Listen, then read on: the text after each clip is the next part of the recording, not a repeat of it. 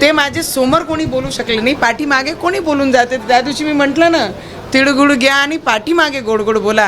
हा जेन्युन आहे, सगळ्यांसोबत सगळ्यांच्या जीवनामध्ये होत असते.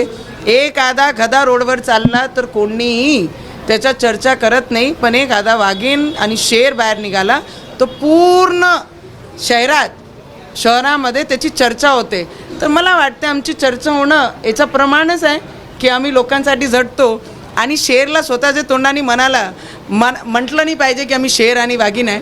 लोकांनी ते स्टॅम्प देऊन मतदान देऊन दाखवून दिलेलं आहे. भारतीय जनता पक्षाच्या काही नेत्यांनी म्हटलं होतं की आम्हाला युवा स्वाभिमान पक्षाची किंवा कुठल्याही पक्षांची उघड्यांची गरज पडणार नाही, पण आता परिस्थिती अशी आहे की युवा स्वाभिमानचा पाठिंबा घेतल्याशिवाय भाजप महापौर बनू शकत. रवीजी खूप प्रामाणिक आहे, आमचे देवेंद्र फडणवीसजींसोबत राहतात. आमचे रवीजी नेहमी BJP सोबत आमच्यासोबत राहिले. त्या दिवशी मतदान करतानाही म्हटलं आमची यारी पक्की आहे आणि आमची युती पक्की आहे. जरी ते वेगळे लढले तर पण ते देवेंद्र फडणवीसजींचे कट्टर समर्थक, एक आमदारांपैकी एक आमदार आहे. तर त्याच्यामध्ये कोणीही डाऊट आणू नका. फक्त माझं एवढंच म्हणणं आहे, जे बोलतात ते बोलणारे लोकांना सोडून द्यावं लागते आणि आपले कामावर लक्ष द्यावं लागते. आम्ही काम केलं, त्याचं रिझल्ट भेटलं.